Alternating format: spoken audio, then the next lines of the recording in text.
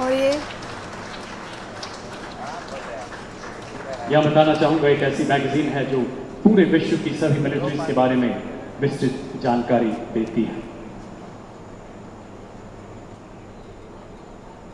तो देखिए थोड़ी देर मुझे में याद आता है माननीय मुख्यमंत्री महोदय और माननीय रक्षा मंत्री जी के वो शब्द, जिन मोहिमारा पे मैं मारे की बजरंगी आदर्श और इनके अथक अनुपालक माननीय रक्षा मंत्री एवं उत्तर प्रदेश के माननीय मुख्यमंत्री जी के अनुसार छोड़ेंगे नहीं अगर कोई हमें छेड़ेगा। और इन्हीं विचारों के अनुरूप आज नापाक दुश्मन अपनी रहम की भीख हमसे मांग रहा है। और अब मैं और ये तस्वीरें हम आपको लखनऊ से दिखा रहे हैं, जहां पर ब्रह्मोस की प्रोडक्शन यूनिट का शुभारंभ है और रक्षा मंत्री राजनाथ सिंह थोड़ी देर में आर्म्स मैन्युफैक्चरिंग यूनिट का वर्चुअली उद्घाटन करेंगे। और यूनिट में भारत की सबसे एडवांस सुपरसोनिक और उन्होंने उद्घाटन किया है। देखिए अगर इसकी बात की जाए तो उद्घाटन करें माननीय रक्षा मंत्री महोदय एवं माननीय मुख्यमंत्री महोदय। और डिजिटल माध्यम से रक्षा मंत्री राजनाथ सिंह ने इसका उद्घाटन किया है। मेक इन इंडिया अभियान के तहत शुभारंभ किया गया और इसके पहले मुख्यमंत्री योगी आदित्यनाथ ने सभी को संबोधित किया। ये तस्वीरें आपको हम लखनऊ से दिखा रहे हैं, जहां पर ब्रह्मोस की प्रोडक्शन यूनिट का शुभारंभ हो चुका है और रक्षा मंत्री राजनाथ सिंह ने डिजिटली माध्यम से इसका शुभारंभ किया है। तो बड़ी संख्या में लोग यहाँ पर पहुंचे हुए हैं और दोनों डिप्टी सीएम मुख्यमंत्री योगी आदित्यनाथ को आप देख सकते हैं। और बात की जाए तो थोड़ी देर पहले देखिए सीएम ने सभी को संबोधित किया। उन्होंने कहा कि आपने ऑपरेशन सिंदूर के दौरान ब्रह्मोस मिसाइल के पराक्रम की एक झलक देखी होगी और अगर नहीं देखी तो पाकिस्तान के लोगों से ब्रह्मोस मिसाइल की ताकत के बारे में पूछिए। आतंकवाद कुत्ते की पूंछ है जो कभी सीधी नहीं होने वाली है, वो प्यार की भाषा नहीं मानने वाली है। भारत ने ऑपरेशन सिंदूर से दुनिया को संदेश दिया है। मुख्यमंत्री योगी आदित्यनाथ ने देखिए सभी को संबोधित किया और तमाम बड़े बयान दिए उन्होंने। और ये सीधी तस्वीर हम आपको इस वक्त दिखा रहे हैं, जहां पर रक्षा मंत्री राजनाथ सिंह ने ब्रह्मोस मैन्युफैक्चरिंग यूनिट का ये प्रोडक्शन था और उन्होंने इसका डिजिटली माध्यम से शुभारंभ किया है। Has there been a change in that stand?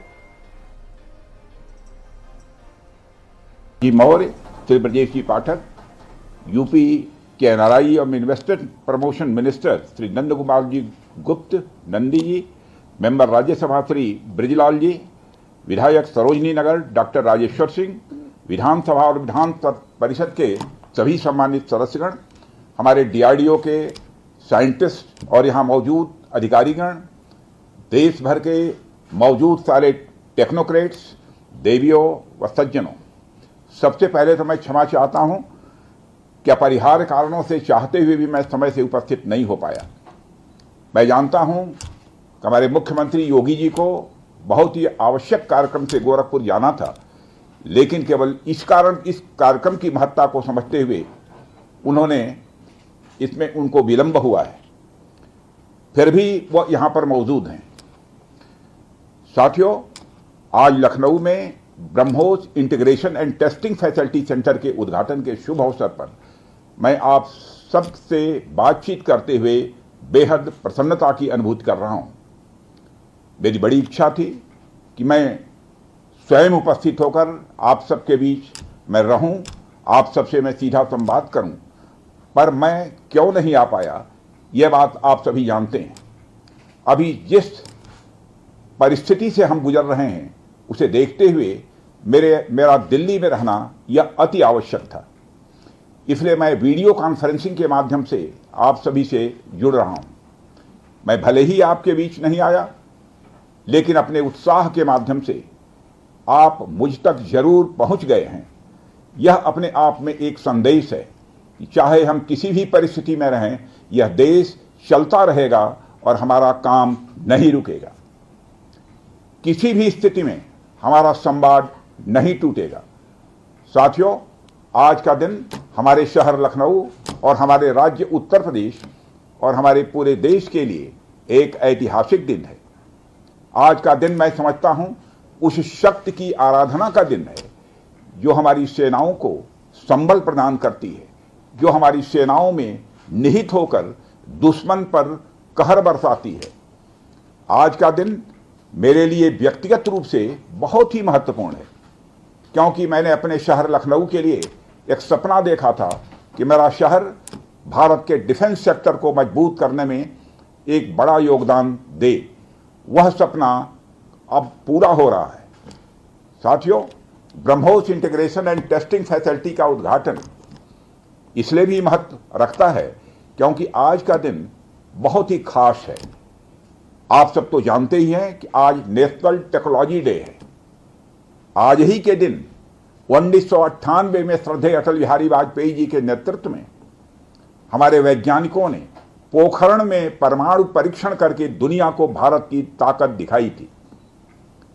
और वह परीक्षण हमारे साइंटिस्ट, इंजीनियर्स, डिफेंस पर्सनल और कई अन्य स्टेक होल्डर्स के अथक प्रयासों का ही परिणाम था। यह हमारे वैज्ञानिकों तथा इंजीनियर्स को मान्यता देने, उनको रिकॉग्नाइज करने और उनके कंट्रीब्यूशन को एक्नॉलेज करने का दिन है। मुझे अच्छी तरह याद है जब मैंने इसका शिलान्यास किया था, उस समय माननीय मुख्यमंत्री श्री योगी आदित्यनाथ जी भी थे। उस दौरान मैंने यह इच्छा जाहिर की थी कि जितनी जल्दी हो सके इस प्रोजेक्ट को पूरा कर लिया जाए। और मुझे यह देखकर बेहद खुशी हुई कि आप लोगों ने मेरी भावनाओं का सम्मान रखा और महज 40 महीने में इस प्रोजेक्ट को पूरा करके दिखाया। आज हमारे आसपास जैसी परिस्थितियां हैं उसे देखते हुए यह बेहद जरूरी हो जाता है कि हम अपने लक्ष्यों को ऐसे ही समयबद्ध तरीके से पूरा करते रहें। इस मौके पर मैं उत्तर प्रदेश के माननीय मुख्यमंत्री श्री योगी आदित्यनाथ जी का विशेष आभार प्रकट करता हूं। यदि इतने कम समय में ब्रह्मोस की इंटीग्रेशन एंड टेस्टिंग फैसिलिटी की स्थापना हो सकी तो इसके पीछे योगी जी का बहुत बड़ा योगदान है। मैं डीआरडीओ, हमारे वैज्ञानिक, हमारे इंजीनियर्स और इस प्रोजेक्ट से जुड़े हर व्यक्ति और संस्था को मैं हृदय से बधाई देता हूं। आप लोगों ने दिन रात मेहनत करके इस इंटीग्रेशन एंड टेस्टिंग फैसिलिटी को खड़ा किया है। देश भर के वैज्ञानिक, इंजीनियर्स और युवाओं का योगदान हमें इस फैसिलिटी सेंटर में देखने को मिलेगा। मैं आपकी मेहनत और लगन को नमन करता हूं। साथियों, हमारी सरकार जब उत्तर प्रदेश में डिफेंस कॉरिडोर के विजन को लेकर आगे बढ़ी थी तो उस समय हमारे सामने अनेक बड़े लक्ष्य थे। उन तमाम लक्ष्यों में से हमारा एक उद्देश्य यह भी था कि हम उत्तर प्रदेश को एक बार फिर देश के प्रोडक्शन सेंटर के रूप में डेवलप करें। यूपी डिफेंस कॉरिडोर लखनऊ सहित कानपुर, झांसी, चित्रकूट, आगरा और अलीगढ़ से होकर गुजरता है और ये सभी नोड्स आने वाले समय में विकास के नए केंद्र बनकर उभरेंगे।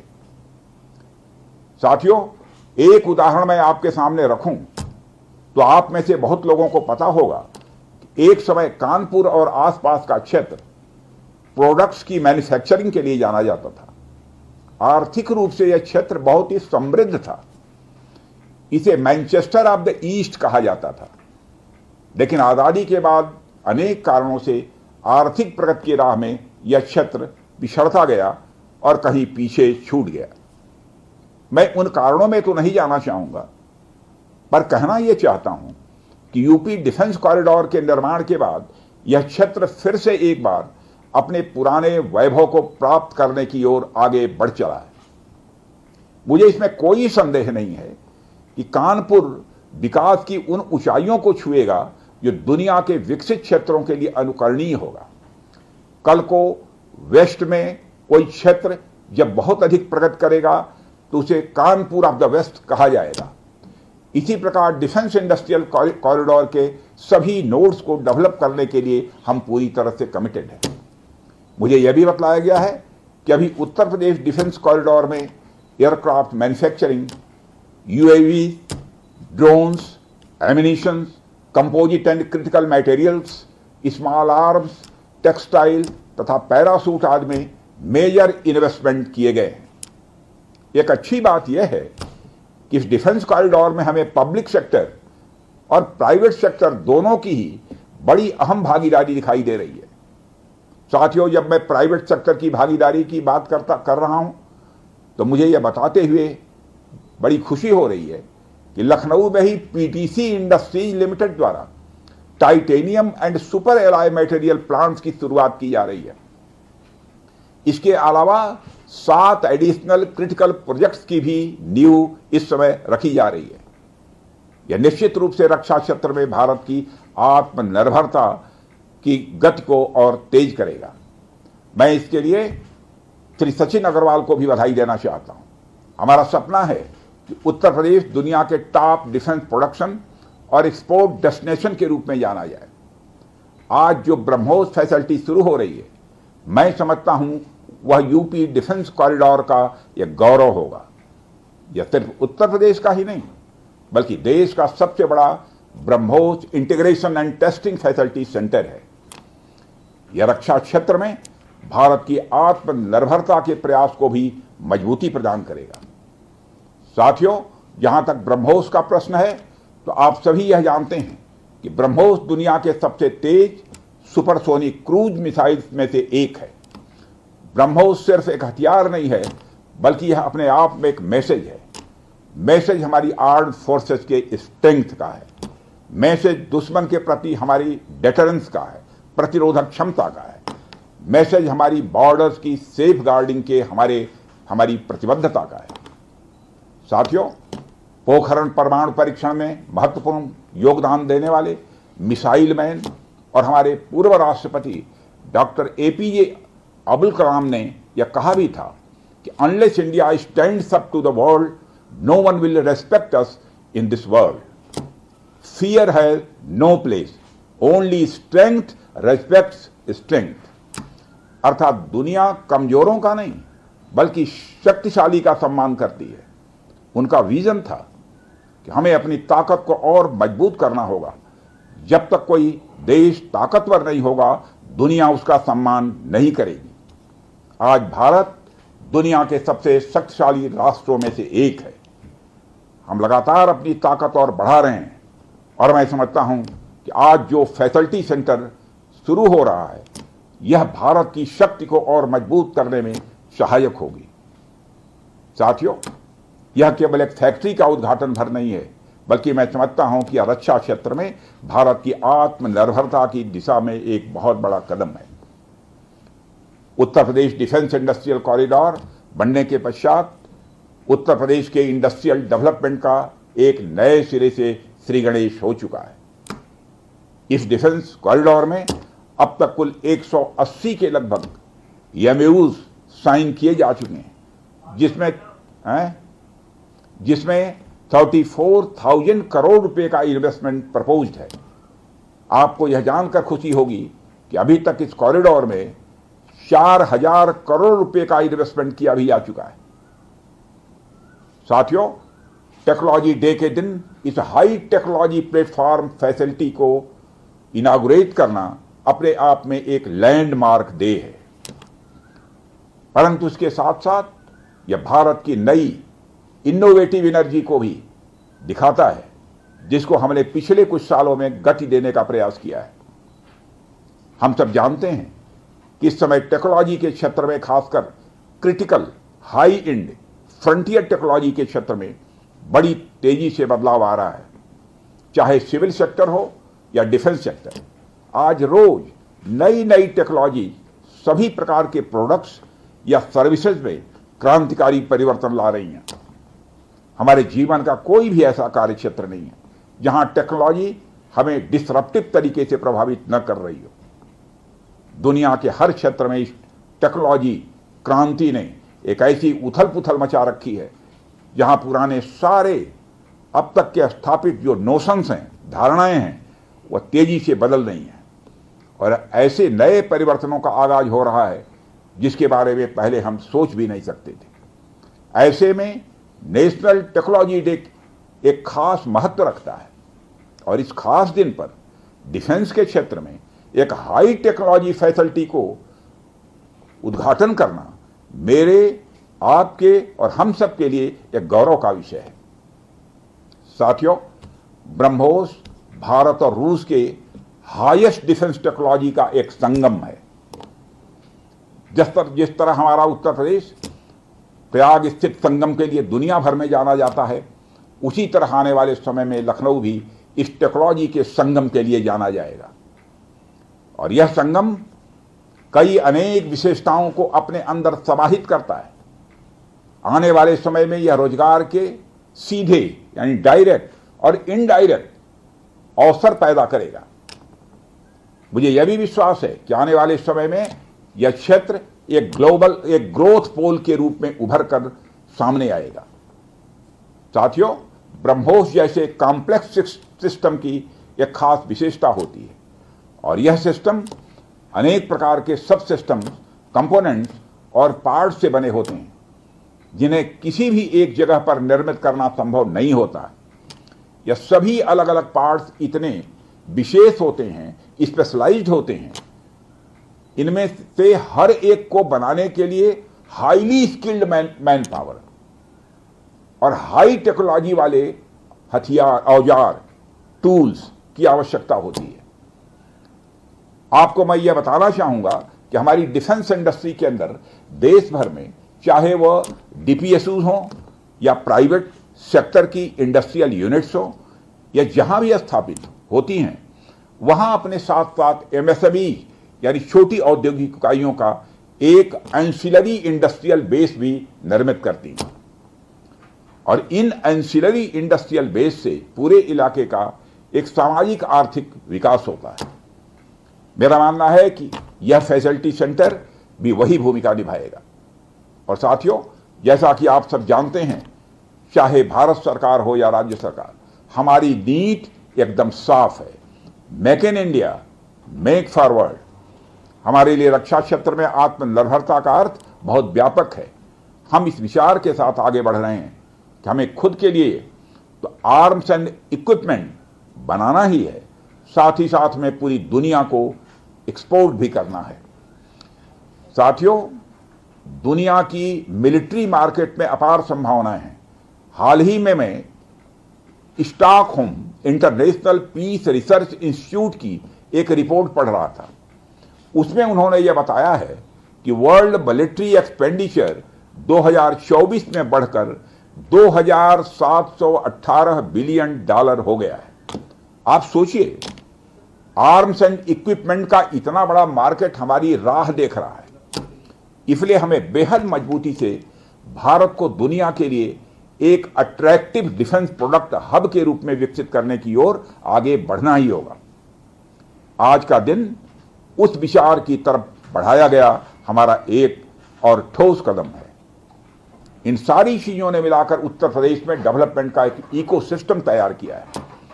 इसी कारण हम उत्तर प्रदेश में डिफेंस कॉरिडोर का भी निर्माण कर पाए। हमने लखनऊ में डिफेंस एक्सपो का भी आयोजन किया। हमने डीआरडीओ के टेस्टिंग सेंटर DTTC की भी स्थापना की और आज जिस ब्रह्मोस फैसिलिटी का उद्घाटन यहां हो रहा है, इस फैसिलिटी की शुरुआत से ही लगभग 500 डायरेक्ट और 1000 इनडायरेक्ट रोजगार सृजित होंगे। यह भी कहीं न कहीं उस इकोसिस्टम के कारण ही संभव हो पाया है जो श्री योगी आदित्यनाथ जी ने यहां डेवलप किया है। यानी हमारी डबल इंजन की सरकार उत्तर प्रदेश में खेल से लेकर खेत तक, कल्चर से लेकर कनेक्टिविटी तक, पुलिस से लेकर पॉलिसी तक और टेक्नोलॉजी से लेकर टूरिज्म तक हर क्षेत्र में विकास कर रही है। इसलिए मैं उत्तर प्रदेश सरकार को पुनः बधाई देता हूं। हर तरीके से उत्तर प्रदेश और भारत के डेवलपमेंट को लेकर हमारा संकल्प, हमारा समर्पण और हमारी प्रतिबद्धता और भी मजबूत होती जा रही है। साथियों, 11 मई को पोखरण से जो आत्मविश्वास प्रारंभ हुआ था, आज लखनऊ में वह और मजबूत हो रहा है। साथियों, अपनी बात समाप्त करने के पहले मैं कहना चाहता हूं कि जिन भारत विरोधी और आतंकी संगठनों ने भारत माता के मस्तक पर हमला करके कई परिवारों के सिंदूर मिटाए थे, उन्हें भारतीय सेना ने ऑपरेशन सिंदूर के माध्यम से इंसाफ दिलाने का काम किया है और इसके लिए आज सारा देश भारतीय सेनाओं का अभिनंदन कर रहा है। ऑपरेशन सिंदूर सिर्फ एक सैन्य कार्रवाई भर नहीं है, बल्कि भारत की राजनैतिक, सामाजिक और सामरिक इच्छा शक्ति का प्रतीक है। यह ऑपरेशन आतंकवाद के खिलाफ भारत की दृढ़ इच्छा शक्ति का और सैन्य शक्ति की क्षमता और संकल्प शक्ति का भी प्रदर्शन है। हमने दिखाया है, भारत आतंकवाद के खिलाफ जब भी कोई कार्रवाई करेगा तो आतंकवादियों और उनके आकाओं के लिए सरहद पार की जमीन भी सुरक्षित नहीं रहेगी।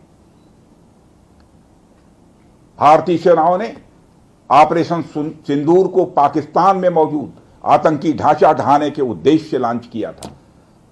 हमने उनके आम नागरिकों को कभी निशाना नहीं बनाया था, मगर पाकिस्तान ने न केवल भारत के नागरिक इलाकों को निशाना बनाया, बल्कि मंदिर, गुरुद्वारा, गिरजाघर पर भी हमले करने का प्रयास किया। भारतीय सेना ने शौर्य और पराक्रम के साथ साथ संयम का भी परिचय देते हुए पाकिस्तान के अन्य ठिकानों पर भी प्रहार करके करारा जवाब दिया है। हमने केवल सीमा से सटे सैन्य ठिकानों पर ही नहीं कार्रवाई की, बल्कि भारत की सेनाओं की धमक उस रावलपिंडी तक सुनी गई जहां पाकिस्तानी फौज का हेडक्वार्टर मौजूद है। मित्रों, भारत में आतंकवादी घटनाएं करने और कराने का क्या अंजाम होता है, यह पूरे विश्व ने उरी की घटना के बाद देखा, जब हमारी सेना ने पाकिस्तान में घुसकर सर्जिकल स्ट्राइक की।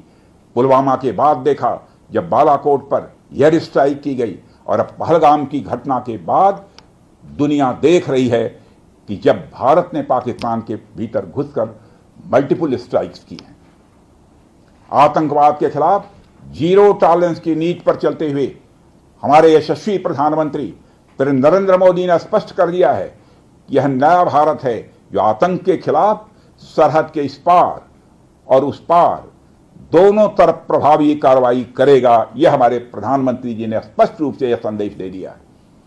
मैं एक बार फिर से BrahMos integration and testing facility centre और इस प्रोजेक्ट में शामिल सभी स्टेक होल्डर्स को हार्दिक बधाई देता हूं। मैं साथ ही पीटीसी इंडस्ट्रीज लिमिटेड को भी उनके एम्बिशियस प्रोजेक्ट पर हृदय से बधाई देता हूं। इन तमाम प्रोजेक्ट्स की शुरुआत पर मैं लखनऊ और उत्तर प्रदेश की जनता को भी बधाई देता हूं, जो इस ऐतिहासिक पहल का हिस्सा बन रही है।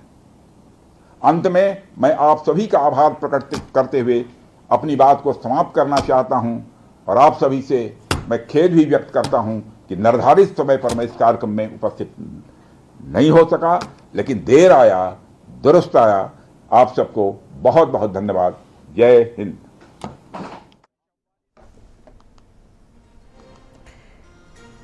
तो अभी आप रक्षा मंत्री राजनाथ सिंह को सुन रहे थे। मेक इन इंडिया अभियान के तहत शुभारंभ किया उन्होंने, और ब्रह्मोस प्रोडक्शन यूनिट का वर्चुअल रक्षा मंत्री राजनाथ सिंह ने उद्घाटन किया है और तमाम बड़ी बातें भी कही। ऑपरेशन सिंदूर को लेकर उन्होंने कहा कि पूरी दुनिया ने देखा किस कदर भारतीय सेना का जो शौर्य पराक्रम है वो देखने को मिला है, और ये नया भारत है, ये घर में घुसकर मारता है। तो मेक इन इंडिया अभियान के तहत इसका शुभारंभ किया गया है, और इसके पहले मुख्यमंत्री योगी आदित्यनाथ ने सभी को संबोधित किया था। वर्चुअली माध्यम से रक्षा मंत्री राजनाथ सिंह ने उद्घाटन किया। नेतृत्व में 344 मिसाइल रेजिमेंट